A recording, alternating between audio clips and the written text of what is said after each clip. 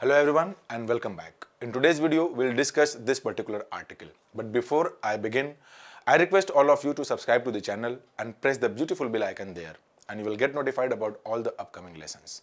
ये article, जैसा कि आप headline देख सकते हैं, Bad and Ugly on the Tamil Nadu Governor's walkout from the Assembly. A governor's departure from convention has set off unsavory events. इस आर्टिकल को पढ़ करके आप लोग को समझ में तो आ ही गया होगा कि तमिलनाडु विधानसभा जो असेंबली है वहाँ से गवर्नर साहब बीच में ही चले गए। जो भी वहाँ के कॉन्फ्रेंस फंक्शंस वगैरह हो रहे थे उसे बीच में ही छोड़ करके चले गए, जिससे कि विवाद आया। इन जनरल होता क्या है कि गवर्नर, राज्य के जो भी गवर्नर होते हैं उनकी जो स्पीच होती है वो स्पीच राज्य सरकार के द्वारा ही तैयार करके दी जाती है। उस स्पीच में बेसिकली होता यह है कि राज्य ने जो काम किया होता है या जो भी उसके एजेंडा होते हैं वो गवर्नर साहब के, जो भी गवर्नर होते हैं वहाँ के, उनके द्वारा उसे बुलवाया जाता है। तो ऐसा ही कुछ यहाँ पर भी हुआ था। जो तमिलनाडु राज्य के गवर्नर मिस्टर RN रवि साहब, जो कि पहले भी 2 राज्यों के गवर्नर रह चुके हैं और एक रिटायर्ड IAS ऑफिसर रह चुके हैं, उनको जब वो प्रिपेयर्ड स्पीच दी गई कि वो वहाँ बोलें तो उसमें से कुछ वैल्यूएबल पॉइंट्स को उन्होंने छोड़ दिया। जब उन्होंने उन पॉइंट्स को छोड़ दिया तो राज्य के जो मुख्यमंत्री हैं स्टैलिन साहब, वो खड़े होकर के बोल देते हैं स्पीकर के सामने सदन में ही कि ये जो बोल रहे हैं इस स्पीच को रिकॉर्ड न किया जाए। इन्होंने कई सारे महत्वपूर्ण बिंदुओं को छोड़ दिया है जो कि बहुत ही अच्छे पॉइंट्स थे राज्य सरकार को रिप्रेजेंट करने के लिए। जब उनकी ये बात सुनते हैं वहाँ के गवर्नर RN रवि साहब तो उन्हें इंसल्ट फील होता है और वो बीच में ही निकल के चले जाते हैं और मामला गड़बड़ा जाता है। अब इसी से रिलेटेड ये पूरा का पूरा आर्टिकल है। आइए इस आर्टिकल को समझने की हम कोशिश करते हैं। लेकिन आगे बढ़ने से पहले एक बात और बताना चाहूँगा कि राज्य के जो भी गवर्नर होते हैं वो जब उन्हें कोई स्पीच प्रिपेयर करके दी जाती है तो उसमें कोई नया पॉइंट अपने से ऐड नहीं कर सकते या फिर जो अपने से कोई नया पॉइंट ऐड नहीं कर सकते और जो पॉइंट्स उसमें लिखे गए उन्हें छोड़ नहीं सकते, क्योंकि वो राज्य सरकार के द्वारा प्रिपेयर किए हुए जो भी प्लान्स होते हैं अल्टीमेटली वो वही होते हैं, तो बोलना तो वही है उनको। तो अपने से उसमें कुछ बहुत ज़्यादा वो चेंजेस नहीं कर सकते हैं। लेकिन ऐसा नहीं है कि पहली बार हुआ है कि किसी राज्य का गवर्नर वहाँ के सरकार के खिलाफ या फिर जो भी स्पीच दी गई थी उनमें से कुछ पॉइंट छोड़ दिया हो। ऐसे पहले भी कई बार हो चुका है। लेकिन पहले कभी ऐसा नहीं हुआ कि जो मुख्यमंत्री हैं वो बीच में ही बैठ करके खड़े होकर के वो उनका विरोध कर जाएं। ऐसा कई बार पहले भी हुआ है कि जो गवर्नर हैं और मुख्यमंत्री हैं उनमें आपसी तनाव रहे हैं, लेकिन उन सारी बातों को बैठ के आपस में सुलझाए गए हैं। लेकिन इस तरह का उदाहरण जो है पहली बार देखने को मिला है। ये सारी बातें इस आर्टिकल में लिखा गया। आइए इस आर्टिकल को डिटेल में समझा जाए, ग्रामर के पॉइंट ऑफ व्यू से भी क्या क्या चीज़ सीखने को मिल सकती हैं। यहाँ पे जैसा कि आप देख सकते हैं कि लिखा है बैड एंड अगली। बैड मतलब बुरा, अगली मतलब जो अनप्लेजेंट हो, यानी कि बहुत ही बुरा हुआ और बहुत ही अरुचिकर चीज़ें हुई। क्या हुई, किस चीज़ पे? On the Tamil Nadu's governors. Tamil Nadu के जो गवर्नर हैं, ये वॉकआउट वर्ब भी होता है और नाउन भी होता है। वॉकआउट का मतलब डिपार्चर होता है, चले जाना बीच में छोड़ के कोई चीज़। जब वॉक और आउट को एक साथ यूज करते हैं तो नाउन होता है। जब इसे वॉक और आउट को अलग अलग कर देते हैं तो ये वर्ब हो जाता है। ठीक है, कहाँ से निकल के चले गए? From the assembly. आइए इसको और डिटेल में हम समझने की कोशिश करते हैं कि आखिर ये है क्या। देखिए, अ गवर्नर्स डिपार्चर, गवर्नर का जो प्रस्थान है अपॉस्ट्रोफी एस है। इस अपॉस्ट्रोफी एस के बाद हम कोई नाउन का यूज करते हैं गवर्नर्स। अब जब से गवर्नर्स आपने यूज कर लिया अपॉस्ट्रोफी एस के साथ कोई नाउन को, तब वो डिटर्मिनर बन जाता, नाउन नहीं रह जाता। यानी कि जो आर्टिकल अ लग गया है वो लग गया क्या? डिपार्चर। किसका डिपार्चर? गवर्नर का जो डिपार्चर रहा, यहाँ पर प्रस्थान रहा कहाँ से? From convention. कन्वेंशन का मतलब क्या होता है? कॉन्फ्रेंस, अ काइंड ऑफ सम्मेलन और अ मीटिंग। जो कन्वेंशन है, गवर्नर डिपार्चर, ये जो डिपार्चर है has set of. Set of मतलब टू कॉज टू हैपन, किसी चीज को शुरू कर देना। सेट ऑफ, इसने क्या कर दिया, क्या लेकर के आया? टू ब्रिंग समथिंग, लेकर के आता है अनसेवरी। अनसेवरी का मतलब क्या हो जाएगा आपका? Unpleasant, which is not acceptable, morally acceptable जो ना हो। अनसेवरी, अनसेवरी इवेंट्स मतलब ऐसे इवेंट्स जो कि अनएक्सेप्टेबल हैं, जो कि रिस्पेक्टेबल नहीं हैं, उन चीज़ों को जो है कि शुरू कर दिया। यानी कि गवर्नर साहब जो कॉन्फ्रेंस से बीच में से निकल के चले गए, इसने किस चीज़ की शुरुआत कर दी, किस चीज़ को लेकर के आया? ऐसे इवेंट्स को सामने लेकर के आया जो एक्सेप्टेबल नहीं थे, जो अप्रिय थे। आगे बढ़ते हैं इसमें अब। एक्सपेक्टेशंस ऑफ अनसेवरी इवेंट्स मतलब ऐसे events which are not morally acceptable. ये है इसका subject, expectations. Tend to, verb है, tend is followed by to fulfil, tend to fulfil themselves. इसका नाम है, वर्ब के बाद चूंकि आया है तो ये क्या बन गया आपका ऑब्जेक्ट है। इसके बाद इसका नाम है रिफ्लेक्सिव प्रोनाउन। रिफ्लेक्सिव प्रोनाउन में सब्जेक्ट और ऑब्जेक्ट दोनों सेम होते हैं। एक्सपेक्टेशंस का मतलब क्या होता है, उम्मीदें, अपेक्षाएं, अपेक्षा करना किसी से। अनसेवरी इवेंट्स यानी कि जो अरुचिकर घटनाएं होती हैं, अगर आप उसकी उम्मीद बार बार सोचते हैं कि वैसा हो तो वो खुद ही वैसा हो जाता है, उनकी प्रवृत्ति होती है वो घट जाती हैं। यानी किसी नेगेटिव चीज के बारे में अगर आप सोचते हैं कि ऐसा ही होगा ऐसा ही होगा, तो अपने आप हो जाती है, यानी उनकी प्रवृत्ति होती है कि वो घटित हो जाती है। इसलिए कहा जाता है ऑलवेज बी पॉजिटिव। आगे क्या बोला गया, द एड्रेस, ये सेंटेंस का सब्जेक्ट है। ऑफ एक प्रेपोजिशन है, तमिलनाडु गवर्नर। एड्रेस मतलब संबोधन, जो एक स्पीच है। किसका स्पीच, तमिलनाडु के गवर्नर का। कौन है गवर्नर साहब, आर.एन. रवि। कहां पर, to the legislative assembly, legislative assembly को जो उन्होंने संबोधन किया तमिलनाडु के गवर्नर साहब आर.एन. रवि जी ने, किस इसके लिए, to open the new year's first session. मतलब जो पहला सत्र है, शीतकालीन सत्र का जो पहला, जो सदन का जो पहला सत्र था, उसको ओपन करने के लिए तमिलनाडु के गवर्नर का जो संबोधन था लेजिस्लेटिव असेंबली में। यील्ड के देखिए कई मीनिंग होते हैं। यील्ड, यील्ड के देखिए समझ लीजिए जरा डिटेल में से आप, YIELD। यील्ड को अगर नाउन की तरह यूज करेंगे तो इसका मतलब होता है क्रॉप, फसल, पैदावार। यील्ड को अगर आप वर्ब की तरह, ट्रांसिटिव वर्ब की तरह से यूज करेंगे तो इसका मतलब हो जाएगा टू प्रोड्यूस, टू प्रोड्यूस। अगर यील्ड के साथ प्रेपोजिशन टू लगा देते हैं, यील्ड टू समबडी, इसका मतलब होता है टू सरेंडर, यानी कि आत्मसमर्पण कर देना। तो यहां पर यील्ड के साथ टू तो आया नहीं है, यानी कि आत्मसमर्पण, सरेंडर करने का सेंस है नहीं। यहाँ पे यील्डेड वर्ब लिखा गया है, यानी कि पैदावार का सेंस है नहीं। यहाँ पे है टू ब्रिंग, टू प्रोड्यूस, यानी कि टू ब्रिंग समथिंग। यानी कि इनका जो ये लिखा हुआ है ना यील्डेड वर्ब, इस यील्डेड वर्ब का जो सब्जेक्ट है कि ये जो संबोधन है, ये जो स्पीच है यील्डेड, ये लेकर के आया क्या, अ टाइप ऑफ, या उत्पन्न कर दिया अ सॉर्ट ऑफ। सॉर्ट मतलब होता है type, the type of, the sort of drama, एक तरह का नाटक उत्पन्न कर दिया। किस तरह का नाटक, दैट मेनी फॉरसी। देखिए फॉरसॉ जो लिखा हुआ है, फॉरसी, फॉरसी एक वर्ब होता है, इसका मतलब होता है टू प्रिडिक्ट समथिंग, अनुमान लगा लेना कि आगे क्या होने वाला है। तो इसका यह मतलब है कि इस तरह का ड्रामा उत्पन्न हुआ। मेनी यहाँ पे प्रोनाउन का काम कर रहा है। मेनी प्रोनाउन भी होता है, डिटर्मिनर भी होता है, दोनों का काम करता है, जो कि कई सारे लोगों ने पहले से अनुमान लगाया हुआ था। मतलब कहने का ये है, पूरा यहाँ से यहाँ तक लेकर के, तमिलनाडु के गवर्नर आर.एन. रवि ने लेजिस्लेटिव असेंबली में जो संबोधन दिया, कब, जो शीतकालीन सत्र का जो पहला सेशन था उसको शुरू करने के लिए, वह क्या उत्पन्न कर दिया, क्या प्रोड्यूस किया, क्या लेकर के आया, एक तरह का ड्रामा लेकर के आ गया। उससे एक तरह का ड्रामा उत्पन्न हो गया। वो एक ऐसा ड्रामा, एक ऐसा नाटक उत्पन्न हो गया जो कि कुछ लोगों ने पहले से अनुमान लगाया था, जो लोगों ने पहले से सोचा था। आगे मिस्टर रवि, ये सरनेम है मिस्टर रवि, आर.एन. रवि साहब की बात हो रही है। सब्जेक्ट सिंगुलर है, हैज बीन वॉइसिंग। वॉइसिंग का मतलब ये होता है अपने ओपिनियन को बताना।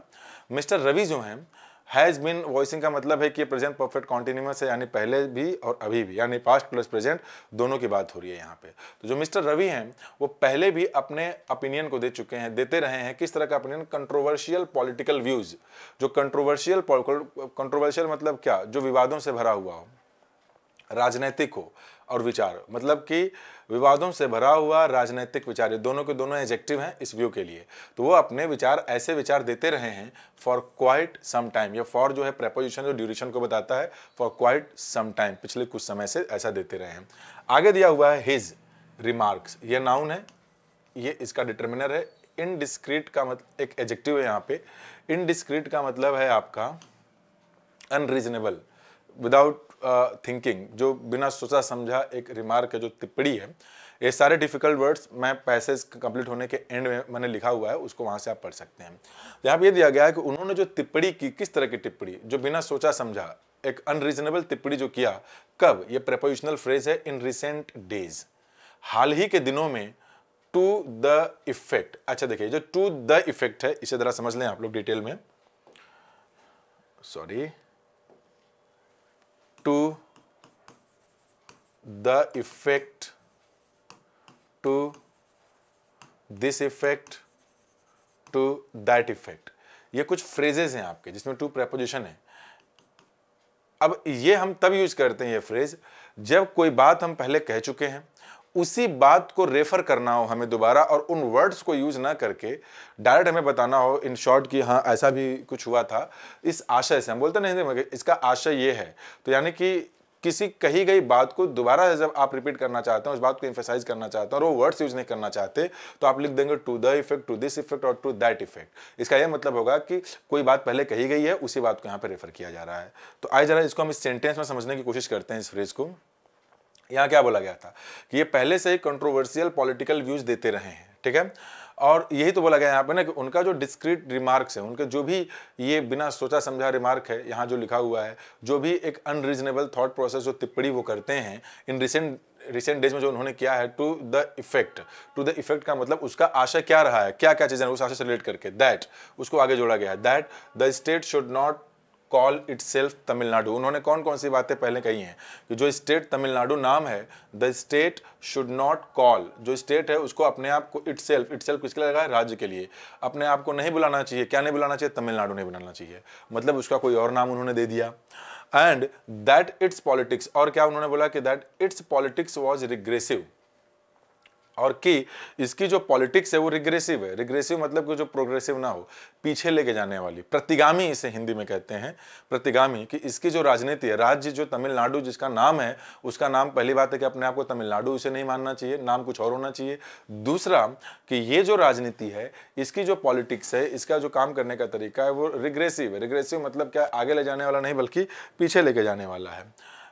तो ये सारे के सारे जो कमेंट्स हुए हैं यहाँ पे, उसका जो वर्ब आया ये, तो यानी कि एक तो ये रहा आपका इफेक्ट, क्या, दैट द स्टेट, की स्टेट को ये नहीं कहना चाहिए, और दूसरा that it's politics was regressive, यानी कि यहाँ से लेकर के यहाँ तक जो सब्जेक्ट है, ये सारे के सारे जो काम है कि ये इसका नाम, जो पहले के कमेंट्स रहे, रिमार्क रहे कि इसका नाम तमिलनाडु नहीं होना चाहिए, दूसरा कि आगे नहीं पीछे, प्रतिगामी तरह का इनका पॉलिटिक्स है।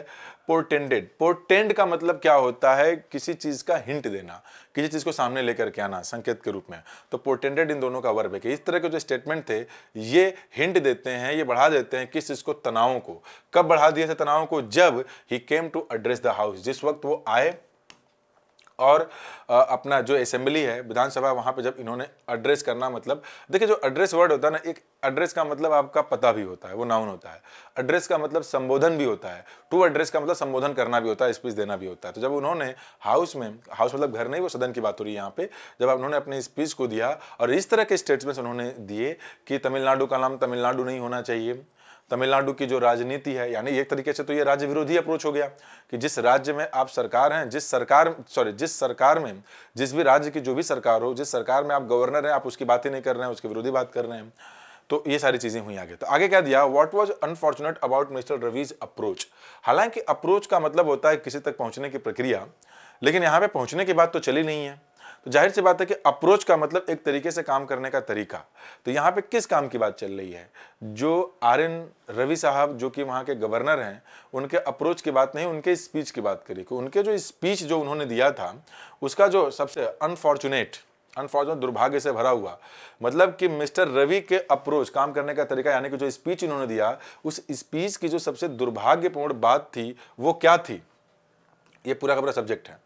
वो पूरी की पूरी जो बात थी वो ये थी कि दैट कि this baiting of the DMK regime was carried into the legislature, यानी कि ये DMK की जो ये बेटिंग थी, ये सारी की सारी क्या थी, was carried into, carry into का मतलब है सामने लेकर के चले आना। कहाँ लेके चले आना, लेजिस्लेचर में सबके सामने लेके चले आना, वो भी वो लेजिस्लेचर, वो विधानसभा जिसके कि वो खुद के क्या थे, इंटीग्रल पार्ट, यानी कि एक अभिन्न अंग थे, खुद भी वो एक मेंबर थे। आगे अगेंस्ट दिस बैकग्राउंड भी एक फ्रेज है, प्रीपोजिशनल फ्रेज। इसका मतलब होता है इन कॉन्टेक्स्ट ऑफ, मतलब इस कॉन्टेक्स्ट में, इस संदर्भ में रवि साहब ने क्या कहा, he chose to skip portions of the prepared text.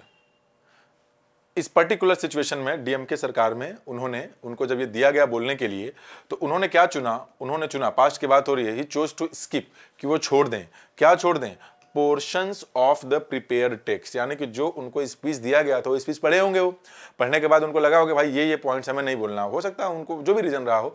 एक रीजन तो ये भी हो सकता है कि उनको लगा होगा हम ये क्यों बोले, ऐसा नहीं है, या फिर उनको कुछ अपना मतभेद होगा, उनको कुछ चीज़ें पसंद नहीं आई होगी, उनके हिसाब से कुछ और होना चाहिए। तो उन्होंने क्या चुना कि वो कुछ पोर्शंस को नहीं बोलेंगे, इंक्लूडिंग, प्रेपोजिशन है क्या, a reference to the Dravidian model of governance. जो कि पोर्शन उन्होंने नहीं बोला, एक तो ये नहीं बोला उन्होंने, क्या क्या नहीं बोला, एक तो रेफरेंस नहीं लिया द्रविड़ियन मॉडल का, गवर्नेंस मतलब प्रशासन को चलाने का जो द्रविड़ियन मॉडल है उसके बारे में उन्होंने नहीं बोला। दूसरा क्या नहीं बोला, एंड वर्ड्स, ऐसे शब्दों का यूज नहीं किया। कमेंडिंग, कमेंड वर्ड का मतलब होता है आपका किसी की प्रशंसा करना, टू प्रेज समबडी और समथिंग।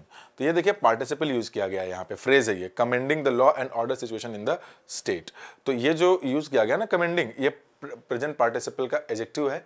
ये पहले रहा होगा क्लॉज, जैसे ऐसे रहा होगा कि words that commend, words that commend मतलब वो वर्ड्स जो तारीफ करते हैं। ऐसे शब्द किसकी तारीफ करते हैं, लॉ एंड ऑर्डर सिचुएशन की, न्याय और व्यवस्था की जो सिचुएशन है उसकी, कहां पे, राज्य में। ये भी एक फ्रेज है, राज्य में लॉ एंड ऑर्डर के सिचुएशन, स्थिति की तारीफ करने वाले शब्द यानी प्रशंसा करने वाले शब्द। और गवर्नेंस प्रशासन के जो द्रविड़ियन मॉडल है उसका भी रेफरेंस इन्होंने नहीं लिया, यानी कि उस टेक्स्ट में लिखा गया था। जाहिर सी बात है कि किसी का कोई राज्य है, उसकी अपनी कोई आइडियोलॉजी है, तो उन सारी चीजों के बारे में तो वो उसमें लिखेगा ही। लेकिन गवर्नर साहब RN रवि जी ने वहां पे इन सारे चीजों को यूज नहीं किया, और भी कई सारी चीज नहीं, टर्म्स उन्होंने उसमें यूज नहीं किया था। इसको न्यूज सुनिएगा, आपको पता चलेगा। मैं फिलहाल ये आर्टिकल के बारे में आपको बता रहा हूं। आगे देखिए, देयर हैव बीन इंस्टांसेस। देखिए ये हैव क्यों लगा है, क्योंकि इसका सब्जेक्ट है प्लूरल, ये सब्जेक्ट है। एक बात ध्यान दीजिएगा, अगर कोई सेंटेंस देयर से शुरू होता है तो वो उस सेंटेंस का मेन सब्जेक्ट नहीं होता है। देयर के बाद जो वर्ब आता है, उस वर्ब के बाद जो आगे नाउन या प्रोनाउन आता है, उसके हिसाब से सब्जेक्ट, वही सब्जेक्ट होता है और ये वर्ब लगता है। देयर क्या होता है, देयर एक डमी सब्जेक्ट होता है जो कि सेंटेंस में किसी कोई मतलब नहीं होता है। तो देयर हैव बीन इंस्टांसेस, जैसे आप बोलते हैं देयर वाज अ किंग, तो देयर वाज अ किंग में जो वाज लगा है वो देयर के हिसाब से नहीं लगा है, बल्कि वो लगा हुआ है किंग के अकॉर्डिंग। दूसरा example, there were two kings, a king था तो वाज था, टू किंग्स है तो देयर वर टू किंग्स। तो वैसे ही इंस्टांसेस मतलब एग्जांपल्स, कई सारे एग्जांपल्स रहे हैं ऐसे, किस तरह के, ऑफ गवर्नर्स के डेविएटिंग। अब देखिए फिर से participle, deviating from the prepared texts, मतलब प्रिपेयर टेक्स्ट का मतलब जो प्रिपेयर्ड स्पीच उनको दी गई है।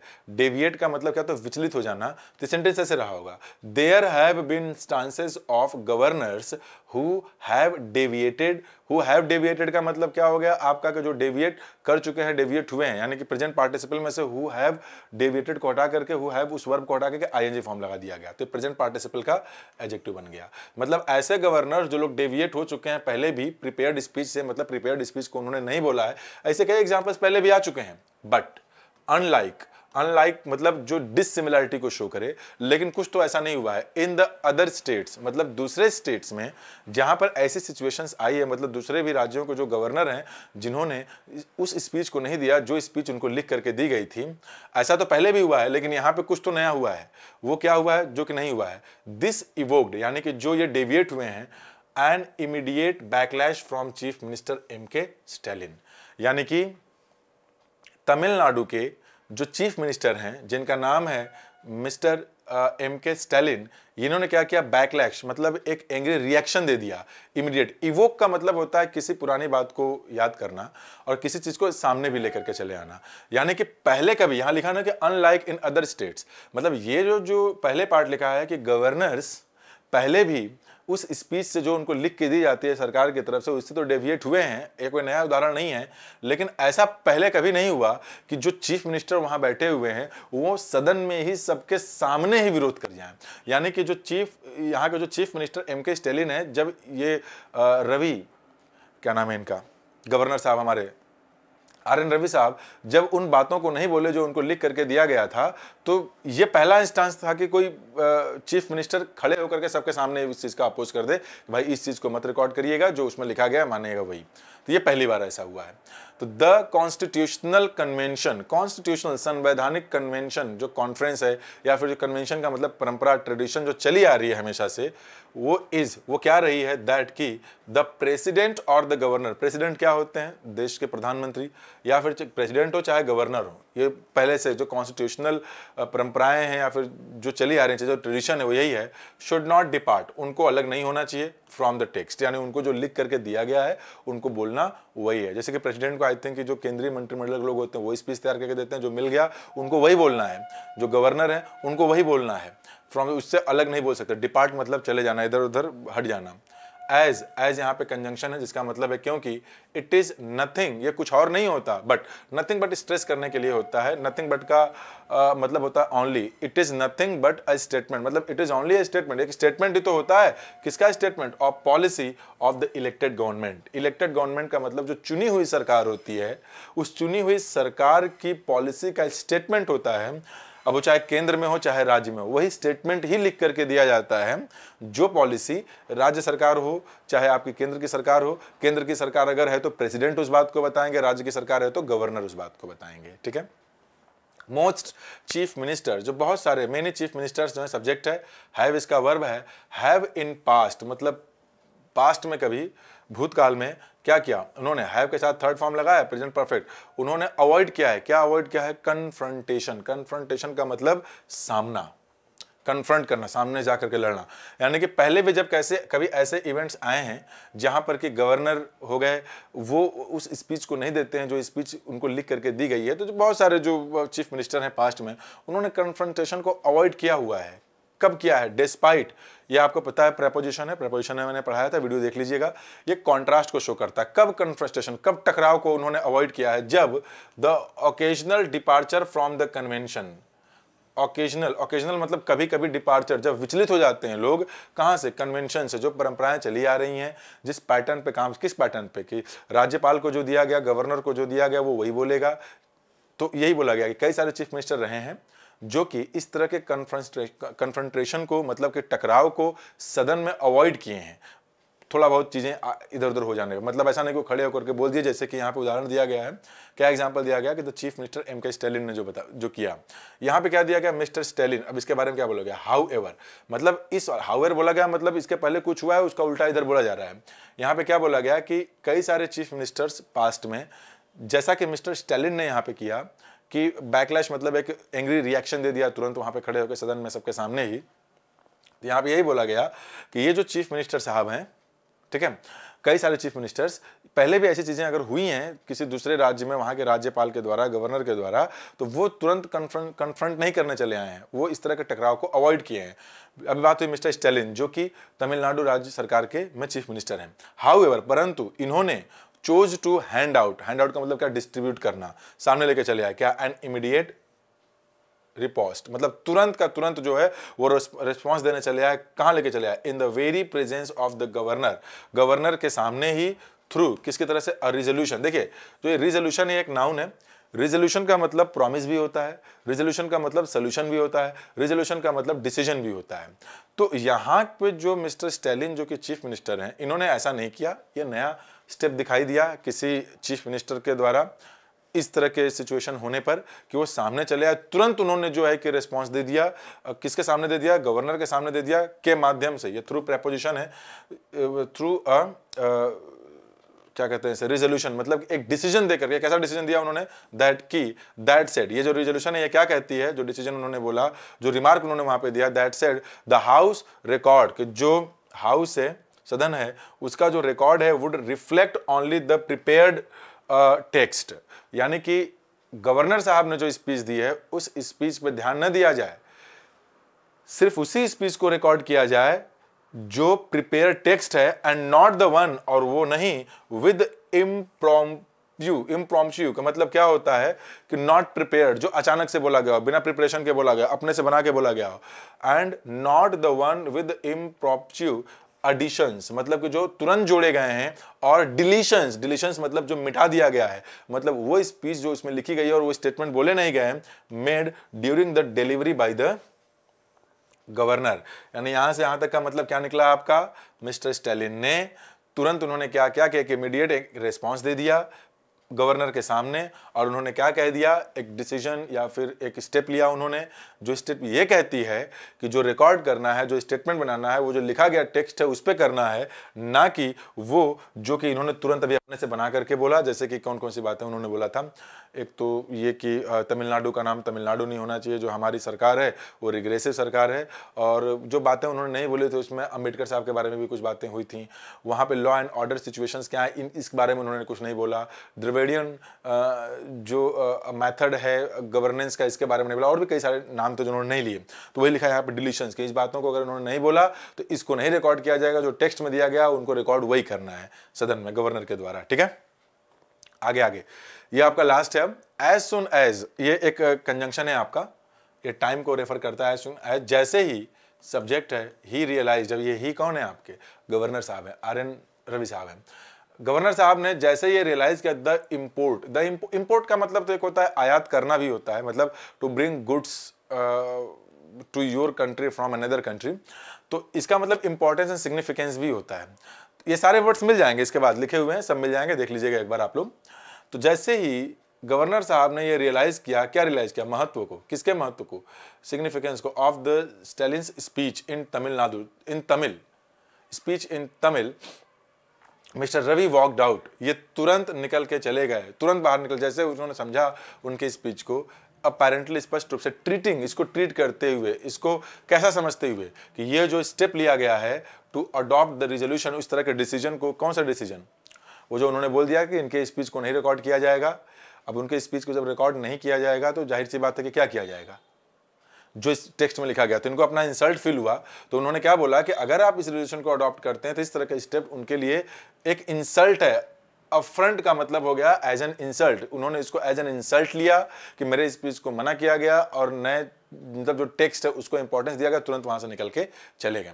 आगे क्या दिया गया, the governor need not have reacted, ये नीड मॉडल है, हैव रिएक्टेड ये इसके आगे मेन वर्ब है, आपके साथ थर्ड फॉर्म है। देखिए है क्या, अगर मैंने ये बोला होता कि the governor need not react, the governor need not react, जो नीड होता है वो नेसेसिटी के इंटेंशन को दिखाता है, आवश्यकता है। तो अगर मैंने बोला कि the governor need not react, तो इसका ये मतलब है कि अभी प्रेजेंट में बोलना हो और उनको आगे नहीं करना चाहिए। लेकिन अगर आप कोई चीज हो चुकी है और तब आप इस बात को बोल रहे हैं कि उनको ऐसा नहीं करना चाहिए था, तब उसके लिए आप मॉडल के साथ हैव प्लस थर्ड फॉर्म लगाएंगे। यानी गवर्नर को ऐसा नहीं करना चाहिए था, नहीं करना चाहिए था मतलब रिएक्ट नहीं करना चाहिए था। रिएक्ट नहीं करना चाहिए था का मतलब क्या है कि उन्होंने रिएक्ट कर दिया, उन्हें रिएक्ट नहीं करना चाहिए था इन सच अ मैनर, इस तरीके से गवर्नर को रिएक्ट नहीं करना चाहिए था, मतलब उनको छोड़ के नहीं जाना चाहिए था। एज, क्योंकि देयर इज नो रीजन, मतलब ऐसा कोई रीजन नहीं है, क्योंकि कोई रीजन ऐसा है ही नहीं कि अ डेविएशन फ्रॉम कन्वेंशन। कन्वेंशन मतलब क्या हो गया आपका कि जो कॉन्फ्रेंस है या जो पहले से प्रक्रिया चली आ रही है, ट्रेडिशन जो चला आ रहा है, उसे डेविएट होने का कोई रीजन नहीं था उनके पास। On the governor's part, governor's के पार्ट से कोई रीजन नहीं था। आगे, should not be met with an immediate response, that was also a deviation from convention. अब देखिए पूरा यहां से यहां तक का मतलब पहले समझिए आप इस सेंटेंस में। The governor need not have reacted in such a manner, ऐसा बिल्कुल उन्हें नहीं करना चाहिए था इस तरीके से।